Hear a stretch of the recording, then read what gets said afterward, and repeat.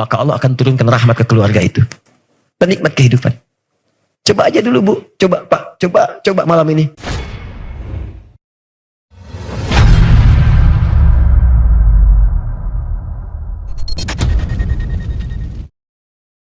Jadi teman-teman sekalian, ayo cobalah suasana itu. Itu antum sering disindir tuh, sering disindir. Kata Al-Quran, ya ayyuhal muzammil, duhai orang berselimut, enak. Kalau mudaththir berselimut berlindung dari sesuatu. Kalau muzammil menggunakan selimut sebagai teman. Ya, mudaththir itu berlindung. Ya, kadang orang kan kalau ada ketakutan tuh suka sembunyi di balik selimut. Ya, karena Nabi pada saat itu turun wahyu, ya waktu di Gua Hira, setelah itu naik lagi ke Gua Hira beberapa masa, wahyunya nggak turun. Belum turun, begitu pulang bekal habis di tengah jalan ada panggilan, Muhammad, Muhammad. Itu belum pernah melihat malaikat Jibril dalam bentuk aslinya.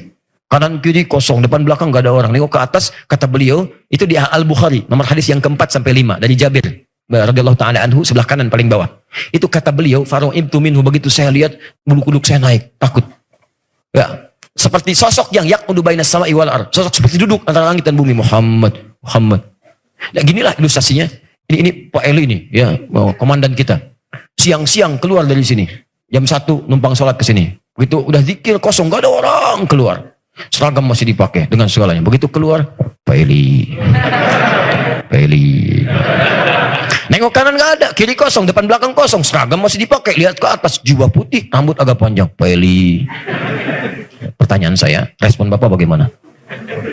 Wah, apa? Saya kamtibmas. Masih susah begitu. Kata Nabi, faro'ibtu minhu, bulu kuduk saya naik tuh, saya jalan agak cepat tuh. Sampai begitu saya ke rumah, dibuka oleh istri saya tercinta. Assalamualaikum, waalaikumsalam.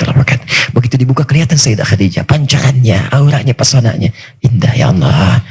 Dilukiskan dalam riwayat. Begitu dilihat, hilang setengah kegelisahannya. Tenang gitu, hilang setengah kegelisahannya.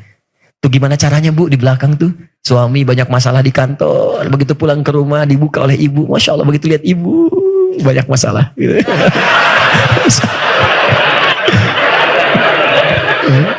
Wah, kalau ibu bisa seperti itu tuh Khadijah Bu.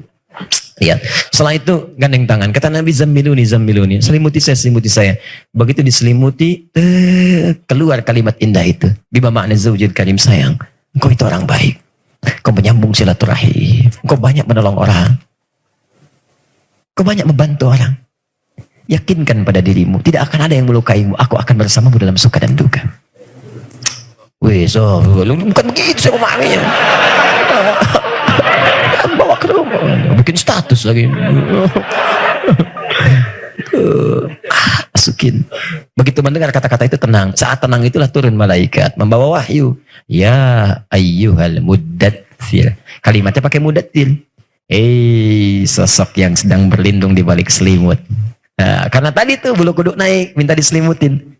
Ya, kan sekarang ada anak-anak tuh kalau dicandain, langsung nyari selimut, balik di belakang begini kan. Nah, itu mudaththir. Ya ayyuhal mudaththir, ayo keluar, anak-anak ya. Nah itu ya ayyuhal mudaththir, kum fa'anzir rabbaka fakabbir. Kalau muzammil beda. Muzammil itu orang yang menjadikan selimut sebagai teman. Ada zamil, di bahasa Arab ada zabil, ada sodik, ada sahib. Zamil teman yang menyenangkan. Awas. Sodik teman yang terpercaya. Sahib teman dekat. Pemegang amanah. Beda. Muzammil selimut yang dipakai seperti teman yang menyenangkan. Pakai enak, pakai selimut. Maka turun ayat. Ya ayyuhal muzammil. Duh, yang sedang selimutan malam-malam enak bener ya. Ya alhamdulillah. Kum fa'anzir. Ayo bangun. Ayo, maaf. Kumil laila illa qalila. Ayo bangun. Bangun. Walaupun cuma sedikit. Nisfahu awin kusminhu qalila. Walaupun cuma mungkin sedikit, tambah sedikit lagi. Auzid alaihi warattilil Qur'ana tartila. Atau kalau bisa tambahlah dikit, katanya pengen masuk surga. Ayo bangun malam, katanya pengen ke surga. Bacakan Quran, ayo sholat. Baca dengan tartil. Nih, sindirannya halus tapi tajam. Innalaka fin nahari sabhan tawila. Kamu ini bagaimana sih? Siang-siangnya sibuk banget. Kerja gini gitu. Malam-malamnya tidur enak pakai selimut. Cita-cita surga, Firdaus lagi. Ya bangun dong.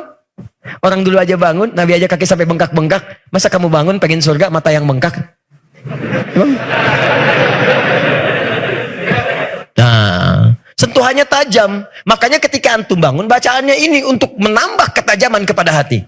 Inna nasyi'atal laili hiya asyaddu wat'an wa aqwamu qila. Antum bacakan tajam ke hati. Enak. Mau tobat tuh kalau malam gampang. Mau tobat gampang, mau berdoa khusyuk. Makanya apalagi kalau sepertiga malam, seketika tuh. Kata Allah, "Hai hambaku, yang minta aku berikan, yang doa aku kabulkan, yang istighfar, wa man istaghfara li ghafartulah." Yang istighfar langsung aku ampuni sekarang. Makanya ada kebiasaan ahli surga di sepertiga malam sebelum subuh, begitu selesai tahajud dia istighfar. Itu kebiasaan ahli surga. Kalau antum ingin jadi bagian dari itu silahkan. Itu ada di Quran surah 51 ayat ke-18. Wabil asharihum yastaghfirun. Istighfar, istighfar, istighfar. Apalagi kalau sama keluarga tuh. Karena hum itu banyak. Begitu sudah selesai sholat, kumpul di ruangan satu, istighfar. Suami mulai minta maaf ke istri. Maafkan papa ya, papa banyak salahnya. Anak-anak, kalau hari ini hari terakhir papa hidup, mohon maaf. Kalian akan bersaksi di hari kiamat. Ya mohon maafkan papa kalau belum sempurna sebagai seorang ayah. Ampuni saya ya Allah, astagfirullah. Istrinya ya Allah, Pak, Mama juga mohon maaf. Belum bisa jadi istri yang baik. Anak-anak mohon maaf ya kalau selama ini belum bisa berkhidmat. Kalau hari ini hari terakhir bagi Mama untuk hidup, semoga Allah ampuni dosa Mama ya Allah, astagfirullah. Anak-anak begitu sampai si bungsu, maaf Pak, maafkan Anda. Hari ini belum bisa menghafal Quran sampai teman-teman yang lain, belum bisa ngasih mahkota, mohon maaf semua. Astagfirullah ya Allah, astagfirullah, astagfirullah. Semua minta ampun. Itu demi Allah saya katakan. Maka Allah akan turunkan rahmat ke keluarga itu. Penikmat kehidupan. Coba aja dulu Bu, coba Pak, coba malam ini. Mulai ibu dulu bangun, udah selesai. Coba, Pak, maafkan Mama ya, Mama banyak salah. Emang, ya kan itu. Awal-awal begitu, tapi nanti enak setelah itu. Nah itu ya. Jadi inilah hikmahnya. Maka itu setan tidak tinggal diam. Baru antum kemudian baru bangun, sudah dibikin kacau. Ya rencana bangun 1:30, alarm sudah disusun dari sejak 1:30. Bahkan 3 kali, 1:30, jam 2 kurang seperempat, jam 2 lewat seperempat. Tapi kadang-kadang tidak mudah. 1:30 alarm bangun untuk mematikan alarm kedua. Alarm bangun matikan alarm ketiga. Alarm ketiga siap-siap. Ternyata bangun 3:30, gitu kan? Itu gak apa-apa, awal-awal demikian. Nanti lama-lama metabolisme tubuh kita pun menyesuaikan. Saya dulu teman-teman tanya pada guru saya di pesantren, Ustaz, kalau saya pengen bangun malam bagaimana? Masih polos? Beliau bilang, minta pada Allah. Minta. Ustaz kenapa gak pasang alarm? Karena gak punya. Saking gak punyanya, saya tambah nanya. Teman saya mungkin punya, saya cuma nanya, Ustaz gimana? Saya minta ya Allah, saya pengen bangun jam sekian, saya pengen sholat. Saya pengen berdoa untuk ayah saya pengen sholat. Itu dibangunkan Pak. Dan baik sekali Allah itu. Saya minta 2:30 bangun jam 2. Bangunkan jam 2, bangun. Udah. Begitu mau keluar masih kecil tuh. Tiba-tiba setan muncul. Menggoda maksudnya, bukan muncul depan, enggak menggoda. Hati-hati, depan ini ada ini, tuh pohon ini. Tapi kita masih kecil waktu itu. Kita kuatin aja. Saya pengen sholat. Ayo kalau berani keluar aja. Saya juga udah latihan silat. Dulu begitu saya. Gak ada yang datang gak keluar tuh. Setan mah berani cuma bisik-bisik doang. Ketika kita tantangin gak muncul. Gak percaya silahkan. Cuma berani bisik-bisik. Tantangin sama antum. Gak akan keluar. Gak akan keluar demi Allah saya katakan. Antum malam-malam mau tahajud nih. Ada bayangan. Awas. Tantangin aja. Kalau berani jangan bisik-bisik. Keluar aja. Gak akan muncul. Ya kalau muncul lari aja.